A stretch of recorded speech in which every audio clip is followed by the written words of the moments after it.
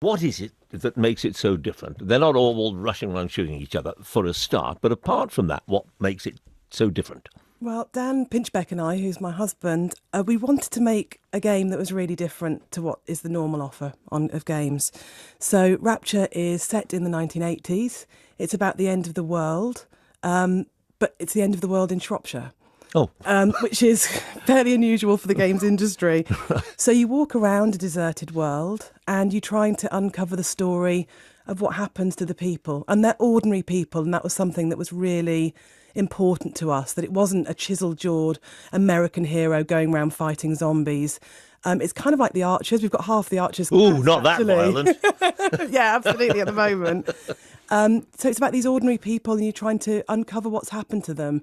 It's bucolic, it's beautiful, it's slow, it's unashamedly slow. Really? And it's just an exploration of what it is to be human and how we face adversity. And when you use the word rapture in the title, there could be a sort of spiritual, religious even meaning attached to that. Yeah, absolutely. It's not an overtly religious game. Dan and I aren't religious, but it's set in the fictional village of Yorton in Shropshire.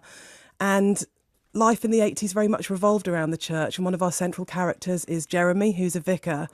And one of the things that you're trying to do in the game is to discover why the world ends and whether that's a secular ending or a religious ending.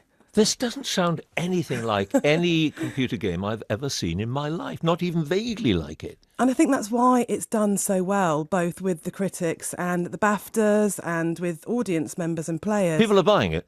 People are buying it in their droves. I mean, we couldn't believe when we Kids? made our first game. Yeah. Young people, teenagers who are looking for something different. Right. And I think there is this expectation that everybody wants shoot-'em-ups and violence and... Yeah, well, adrenaline pumping. Yeah, stuff. absolutely. I mean, whether it's... But it's kind of, to me, it's like the world of independent cinema, and that's where the Chinese Room sit.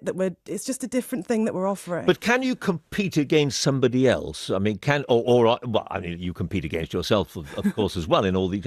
But is there a competitive element to it? Because isn't that the point of these games? No, and I think that's what's different, is that we tell stories, and we tell stories in a way that no other medium can.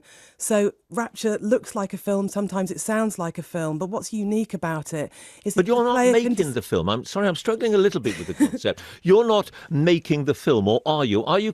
I'm trying Well, to you remember are in the a way, name of that because- game. It wasn't a game, was it? Years and years ago, in the very early days of gaming, where we were the kids were building villages and towns. What? Oh, Minecraft. Yeah. Yeah, it's not an active building, but what it is you're making your own story, because as a player you can choose to go in whatever direction, in whatever order you want. So you're building your own story. Because you say you're trying to discover the source, the reason why the world's coming to an end. It's not quite that then. You are actually creating your own middle, beginning and end. Yes, absolutely. I mean, the end point will always be the same, because the player can only then go to one certain place because they've been everywhere else. So your beginning's the same and your end is the same, but everything else is up for grabs. Right. Are you? I mean, obviously, you want it's a commercial operation as far as I'm concerned, of course. But are you on a bit of a mission here? Are you concerned? And you've got a young son, I think yourself. Haven't you? Are you concerned about the effect that some of this stuff the other stuff is having on children? I think, like with everything else, it's about balance. And I think if you ate nothing but cakes, it's really bad for you. And if you play violent video games for 20 hours a day, it's really bad for you.